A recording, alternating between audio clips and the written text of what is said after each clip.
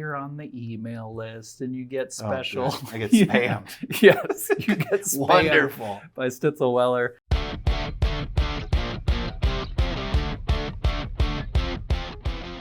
Welcome to the third episode. That's right, there's 3 of these bad boys of The Burbs, a place you belong. I'm Justin. I'm Jordan.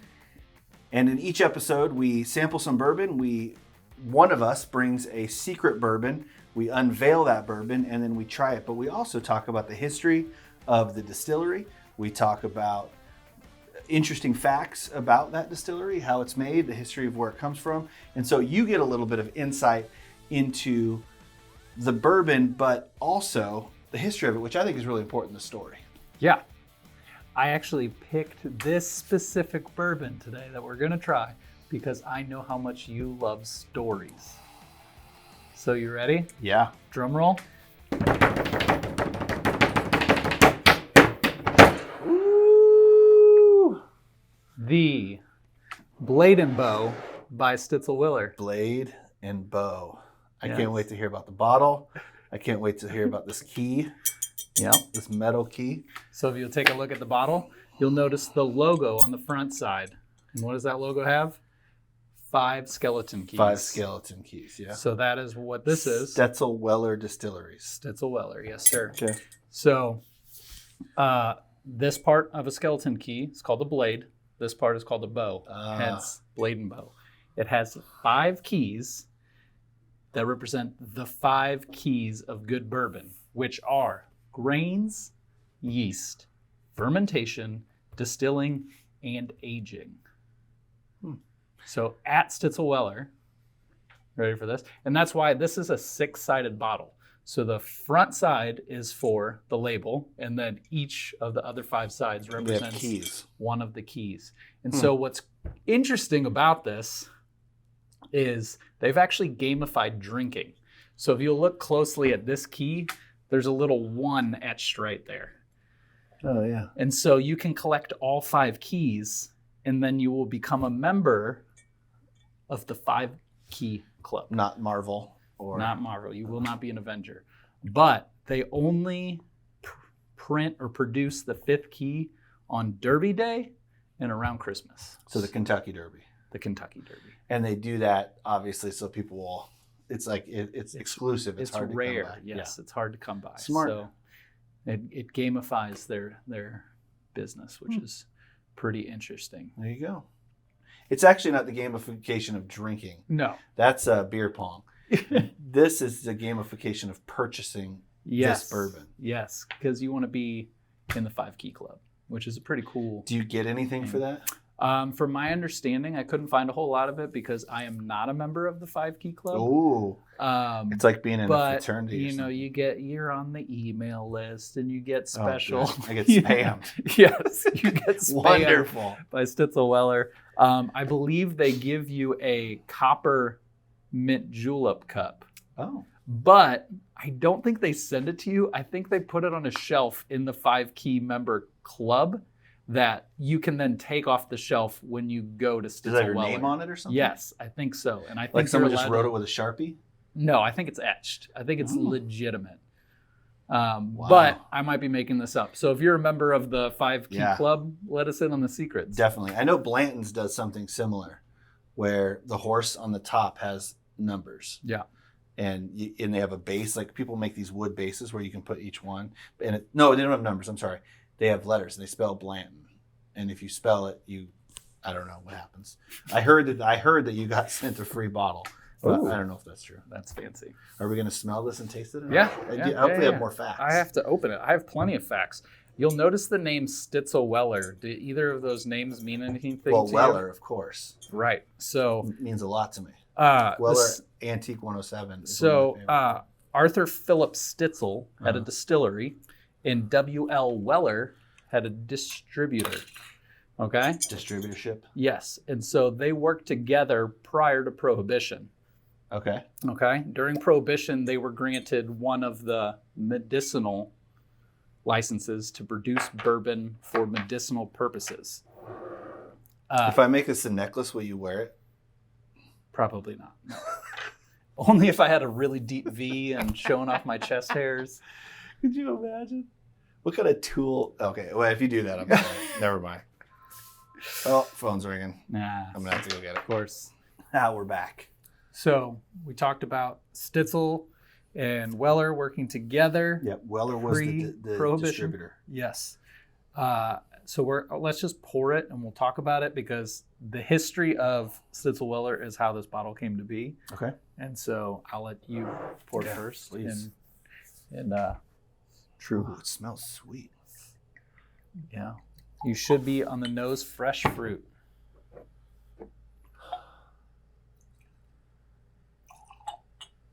Ooh.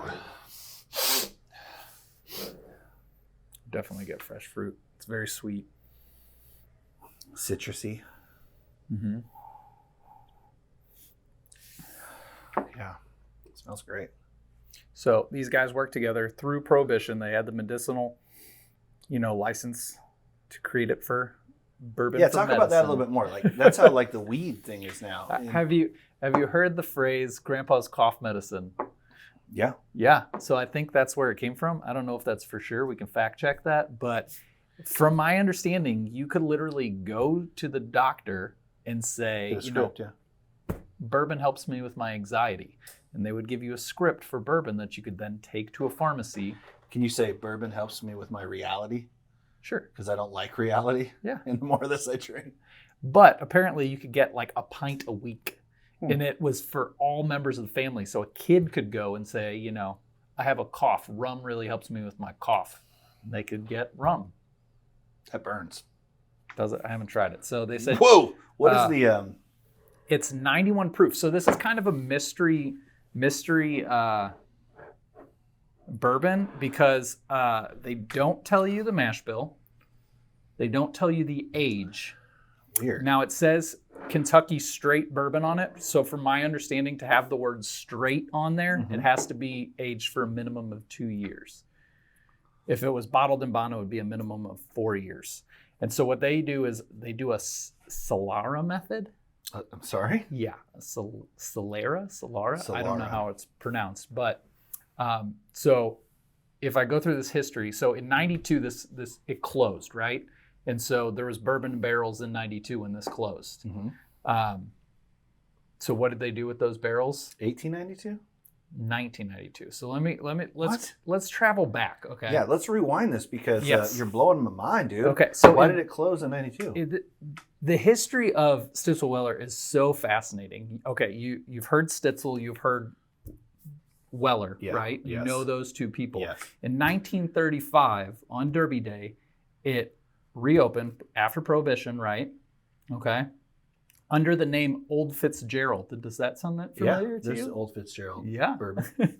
And so the people that reopened it were Pappy Van Winkle. Oh, snap. Now we're talking. Arthur T. Barnsley and Arthur Philip Stitzel. So they reopened it under Old Fitzgerald, and that's when they finally brought the Stitzel family and the Weller together. So prior, bourbon they is were so working incestuous. together. Like you just see all the time, like this master distiller was at this place, and then he developed this, and then... so what they say is that Pappy himself, first thing in the morning, would walk around to all the buildings and unlock them, and then he would come back to the main building and hang the keys on the outside of the door. And so that was like a sign of hospitality in the South. And so like all are welcome. Were there 5 keys? That's what they say, but who knows? Well, if it was 37 keys, wouldn't they name it 37 keys? Maybe, but they could. A 37-sided bottle would be kind of hard. Oh, sure. So what I hear you saying is this is all marketing ploy. Oh, a stunt. Wait till I get even a little bit further. Right. So in 1972, due to the decreased popularity of bourbon, a lot of people were drinking vodka and everything like that. They sold it, and not only did they sell it, or the brand. Or all they sold the distillery, and then I believe the people that bought the distillery sold off the brands. So they sold off W.L. Weller, they sold off Pappy Van Winkle, sold off Old Fitzgerald, sold off Old Weller, Rebel Yell. Like all of these were from the Old Fitzgerald. And what year was that? Weller, 1972. So if they're still alive, they're kicking themselves for selling off the Pappy. Right. But so now they're owned by this conglomerate called Diageo. And so in 1992 was the last time they distilled there. Oh. And so from 1992, there was barrels, right? Aging. So in the Solara method, they use what they claim the original Stitzer Weller from 92. They use part of that mixed with younger whiskeys. It could be a drop. Yes. It could be. There's no evidence to how much it is. That's why they don't tell you the mash bill. So apparently, like Stitzel Weller was known for like pushing forward the wheated bourbons, and so they swap wheat instead of rye. And so maybe there's wheat in this. We don't know.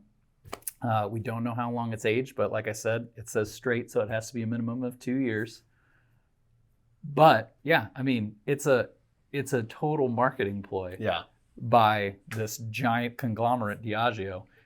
But they did it really well because in 2014, they reopened it under the name Stitzel Weller, and they needed a product, right? Yeah. To sell the tours.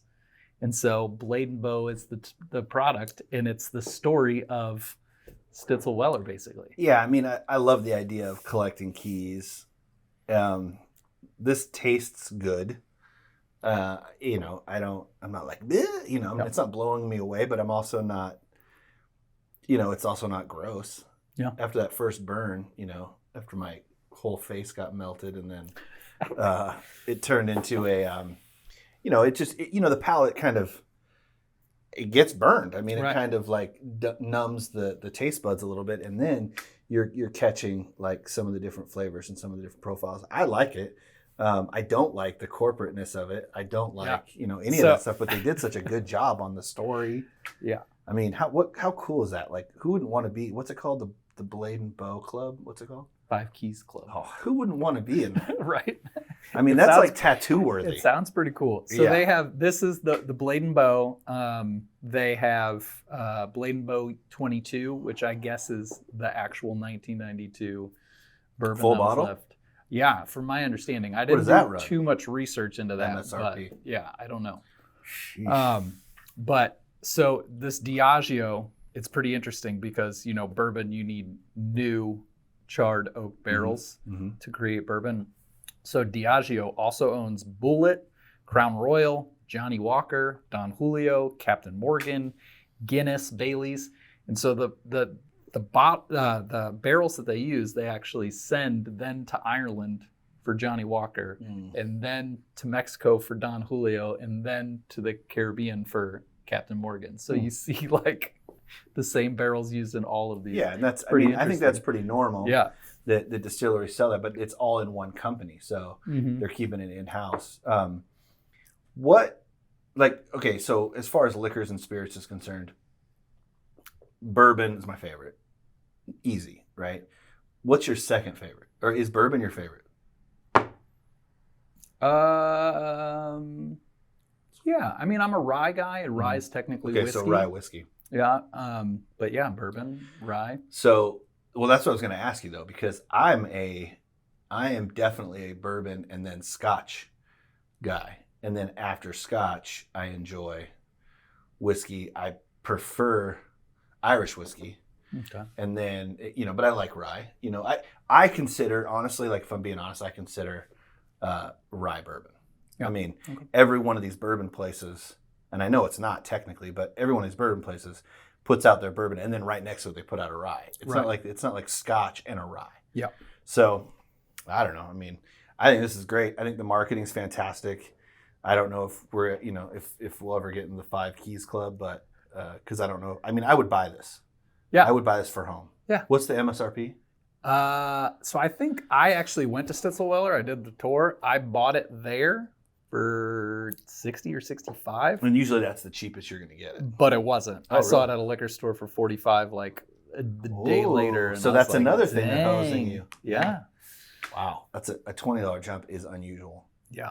But I mean, it was beautiful, beautiful tour, beautiful property. It's on outside of Louisville. And just all the buildings are coated in this like black algae that I guess happens from the distillation process. They actually called it like the tattletale.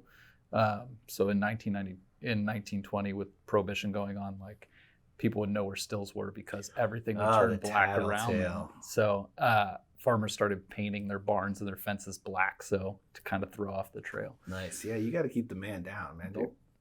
I mean, the history is so It's rich fascinating. in this. It's so It's fascinating. just like, yeah, I mean, it sucks that it's a giant conglomerate of a company, Yeah. but like, kudos to them for recognizing the history and wanting to preserve that with, reopening it in 2014 for tours and releasing Yeah, I mean, Blade and Bow. they're gonna do what's gonna make money, and I think that a lot of these companies, not just bourbon, not just alcohol, but people are starting to realize like how important a story is, to the brand, and to be able to tell a really good story. I mean, somebody might throw an extra $5 down on a bottle or $10 down on a bottle. I mean, forgive me, but Pappy's is not worth $4,000 or $5,000 or whatever. Have you had it? No, but I've never had it, but there's no way it's worth it. There's Right. no way. Right. Because I like bourbon too much. If I could buy $5,000 worth of bourbon or one bottle of Pappy's, I'm buying $5,000 of other bourbon. I agree with you, but I mean, I get the lure of. Oh, I want to try it. Exactly. Don't get me wrong. I would do a lot to get a bottle, but I mean, I'm not spending that kind of money. So I think they did a good job. I think it's cool. Let's go back to the tastings because Okay. we only ever really talked about the nose, right? Yeah. And so they say fresh fruit on the nose. I clearly get that. Tasting notes: dried apricot, fresh pear, and toasted grain. I'm not sure if I get those fruit tastes. I taste toasted grain. Mm-hmm. And then if was you let gonna it say sit that too long, it's just a pepper, man. Yeah, and that's charred oak and warm winter spices is Fiery. the finish. And I think Fiery. that warm, like I would drink this in the winter for sure. sure, yeah. Well, I mean, I would drink this for sure anytime. Oh yeah, agreed. Me too. But But yeah, I mean, I get, I don't get like blown away by any one specific flavor, but it just seems like it's balanced pretty well. And I kind of like a little burn, on the back of the throat. I agree. It's a nice little. That's why I eat hot sauce. Yeah. On everything. Yep. But it's a sweet, warm, a little bit grainy, a little bit earthy, but nothing like one way. It doesn't swing one way or the other really hard, except for it's sweet. It is sweet. Yeah. Awesome. Yeah. So it actually won gold in 2015 at the World Spirits Competition. So Didn't Pinhook do that too? yeah, but that was a different year. Oh. I think 2019. It's like how many golds they given out? Just all of the golds? I don't know. It's Everything's probably gold? categories. It's probably like the straight bourbon, the bottled and bond bourbon, the rye whiskey. I'm sure. The Yeah, they're going to give out as many of those as they can because Right. then it's an award winner. right. So do they have different colors or is blue? Blue is the go-to for Blade and Bow, and then I think the 22 year is gold, and so it's kind of the color palette reversed. Cool. Well, Blade and Bow, would you do it? Yeah, I Yeah. mean for sure, it looks great on the shelf. I mean, Yeah, it does look good. they Anything with this little hangy stuff and whatever, it looks cool. If someone's Story. not into bourbon and you go through the story of this bottle and the history, it's just like you're bought in. Yeah. I mean, Makes sense. I mean, you don't have to like it. I mean, who's not doing this? I don't think, and I could be totally wrong. I could just be talking outside of my neck. Scotches and other. I've never seen beer outside of artist like a 16 ounce or a tall boy like artist series or something. I'm not seeing a story breweries behind it. telling stories, and it's a really interesting model. And I hope other things pick it up, man, because it's really fascinating. And to be able to say that this company that is as friggin' corporate as they come, right? This is the Walmart of right. the InBev of liquors, and they're able to put something together, that's not Captain Morgan, like just like putting his foot up and Right. they're actually able to put something together. Yeah. It says a lot. So try it. Give it a try. Let us know. Hey, we are going to have a giveaway from these guys. I don't know what it is. I haven't looked at their website. Did you I look? looked, man. They have all the the typical stuff, the glasses, Merchy stuff. the So we're gonna have Christmas something. ornaments, the socks. Yeah, we're gonna have something from Blade and Bow. So if you leave a comment on our YouTube channel, you might be the winner. That's how you enter. You leave a comment, and we pick at random. So we've got a pin hook playing cards that we're giving away.